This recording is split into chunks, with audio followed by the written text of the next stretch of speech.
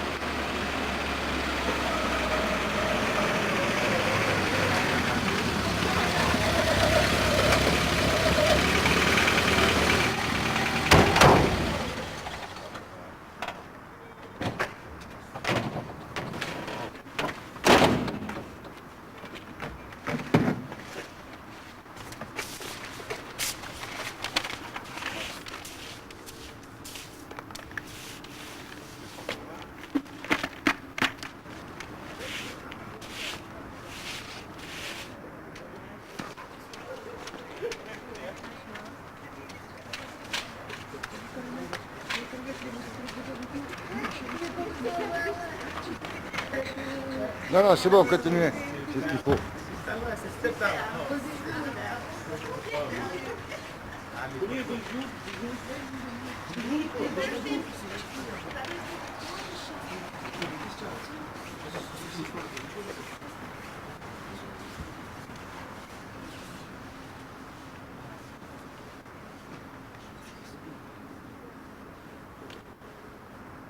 Et dégagez.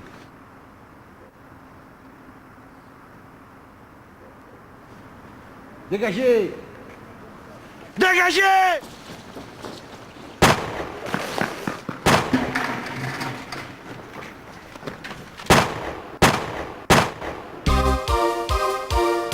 Hier soir à Marseille a éclaté une fusillade entre un groupe de jeunes de quartier et des colleurs d'affiches d'extrême droite. Un jeune Marseillais d'origine comorienne, Ibrahim Ali, 17 ans, a été tué d'une balle dans le dos. Les responsables du parti d'extrême droite déclarent que les colleurs d'affiches ont réagi en état de légitime défense.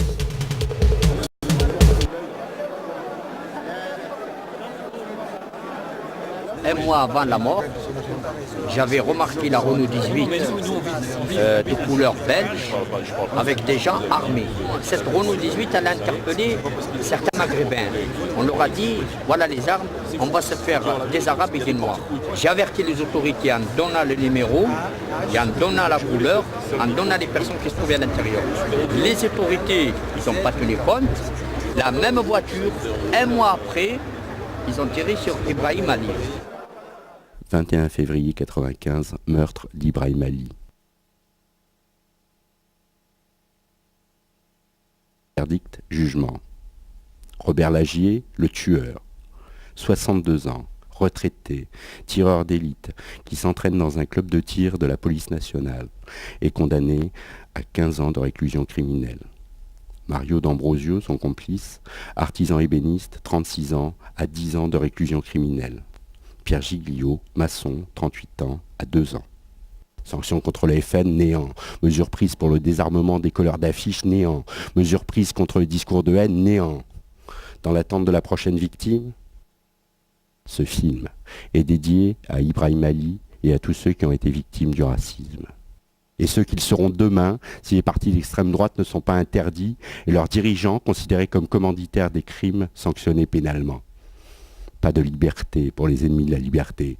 Pas de liberté pour les ennemis de la liberté. La 25e Prod, donc, c'est une association donc, j'avais donc mise en place suite à l'affaire d'Ibrahim Ali.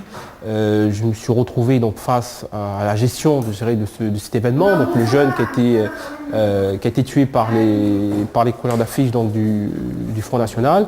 Je me suis dit qu'il fallait qu'on essaye de faire quelque chose en matière d'information.